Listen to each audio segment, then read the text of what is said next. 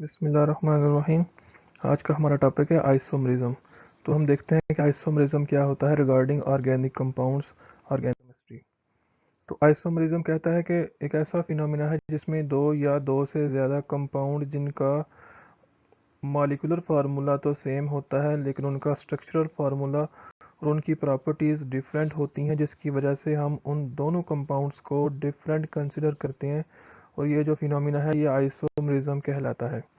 तो कहता है जो सबसे सिंपलेस्ट हाइड्रोकार्बन है जो आइसोमरिज्म शो करता है वो है ब्यूटेन C4H10, क्योंकि इससे जो नीचे हैं प्रोपेन, इथेन और मीथेन वो आइसोमरिज्म का फिनोमिना शो नहीं करते, क्योंकि उनको लिखने की जो है एक ही पॉसिबल स्ट्रक्चर है, उसको एक ही पॉसिबल स्ट्रक्चर से रिप्रेजेंट किया जाता है, तो उनका आइसोमर नहीं होता, तो वो आइसोमरिज्म का फिनोमिना शो नहीं करते।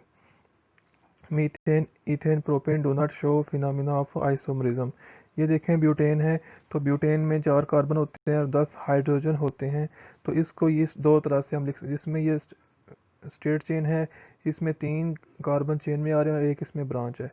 तो ये ब्रांच्ड चेन हाइड्रोकार्बन है और ये स्ट्रेट चेन हाइड्रोकार्बन है। इनकी स्ट्रक्चर में भी डिफरेंस है और इनकी प्रॉपर्टीज़ भी चेंज हैं, जिसकी वजह से हम इन दोनों को एक कंपाउंड कंसिडर नहीं करते। ये दो डिफरेंट कंपाउंड हैं और ये दोनों एक दूसरे के आइसोमर हैं और ये आइसोमरिज्म फिनोमिना बोला जाता है इसको। कहते हैं आइसोमरिज्म ये सिर्फ पॉसिबल ही नहीं बल्कि ये बहुत कॉमन है ऑर्गेनिक कंपाउंड्स में।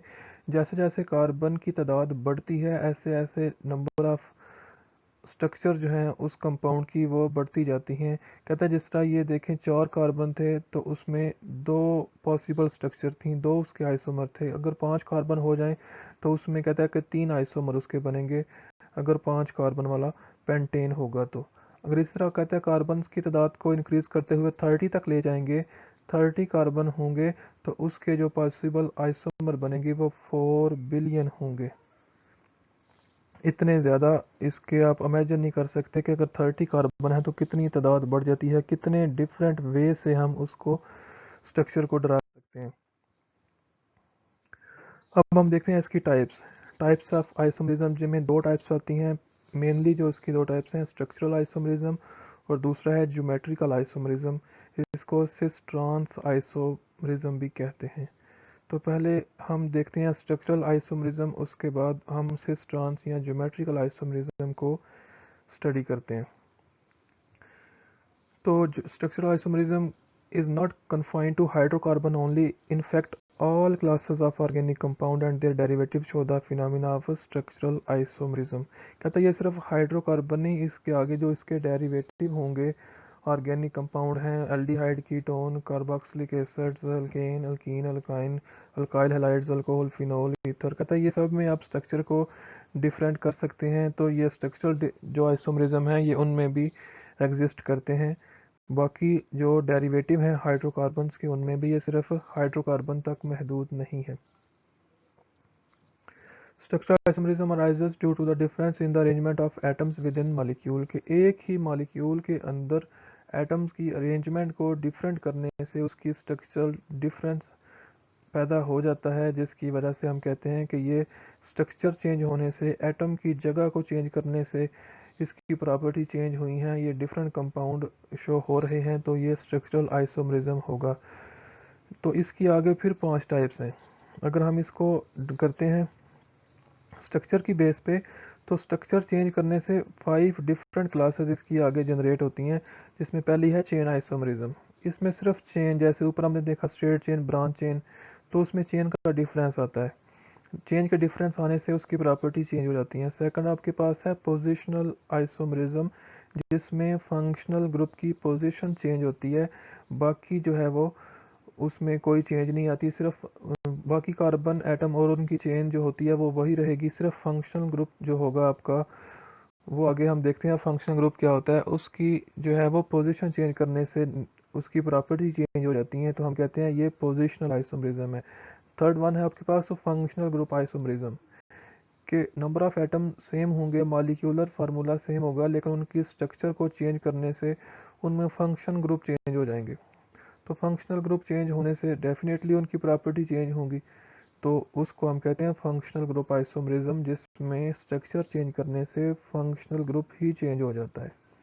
फोर्थ आपके पास है मेटामरिज्म। मेटामरिज्म होता है कि जो आपका फंक्शनल ग्रुप है उसके दोनों तरफ कार्बन के जो एटम है उनकी तादाद सेम है या डिफरेंट है, ये हम आगे एग्जांपल्स के साथ डिस्कस करते हैं। और लास्ट आपके पास है टाटामरिज्म।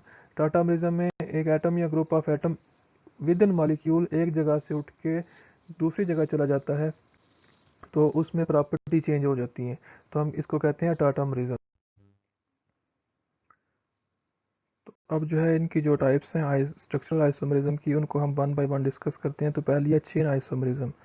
तो चेन आइसोमरिज्म में हम देखते हैं कि हमारे पास क्या होता है कि सिर्फ जो कंपाउंड है उनकी चेन में डिफरेंस आता है, चेन में जो कार्बन है वो चेंज हो जाते हैं। जैसे एक एग्जांपल देखते हैं, यहाँ पे देखिए कार्बन चेन 5 कार्बन की है, यहाँ पे कार्बन चेन 4 कार्बन की है, यहाँ पे कार्बन चेन 3 कार्बन की है। इसमें 2 ब्रांचेज आ गई हैं, यहाँ पे इसमें एक ब्रांचेज है, यहाँ इसमें कोई ब्रांच नहीं है।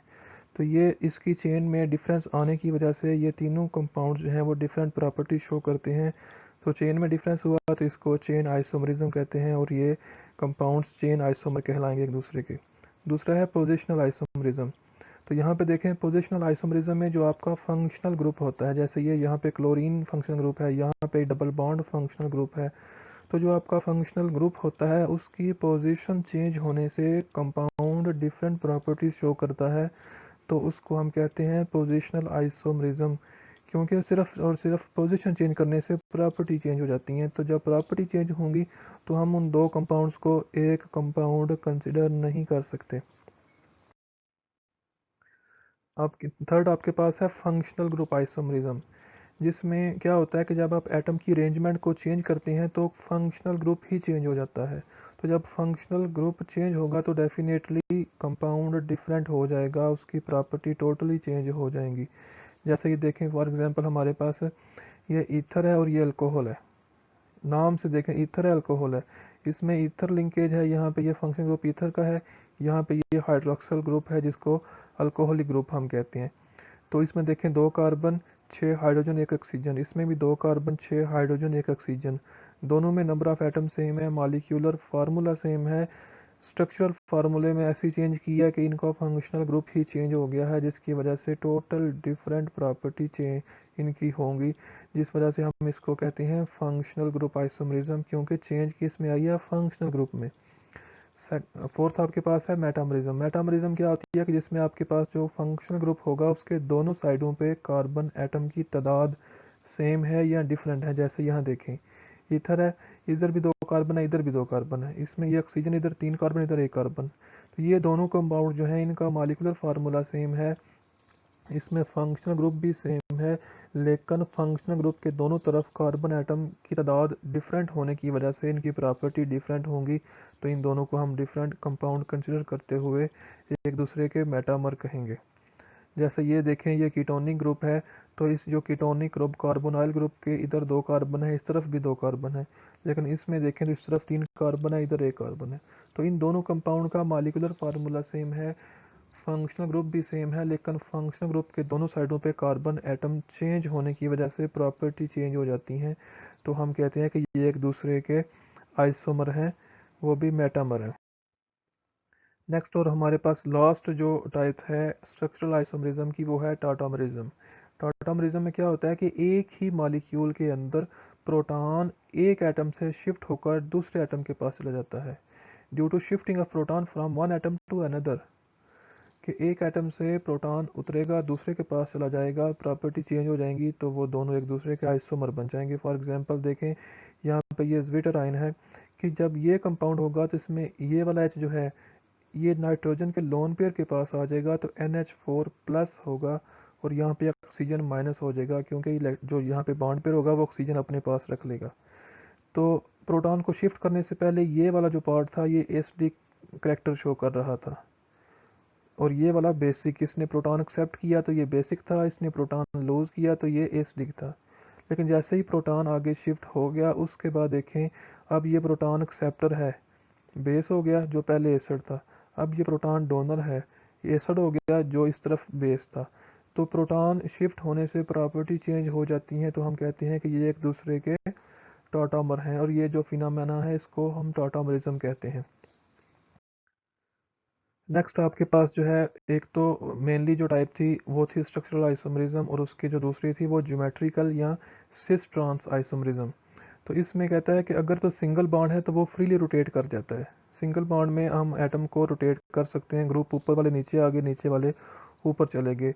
लेकिन अगर उसमें डबल बॉन्ड होगा तो फिर हम उसको रोटेट नहीं कर सकते। रोटेट ना करने होने की वजह से जो एटम लगे होंगे डबल बॉन्डेड कार्बन के साथ वो फिक्स हो जाएंगे। तो वो उनकी जो ओरिएंटेशन है वो चेंज करने से उनकी प्रॉपर्टी चेंज होंगी। तो इसको हम कहते हैं ज्योमेट्रिकल आइसोमरिज्म या सिस ट्रांस आइसोमरिज्म।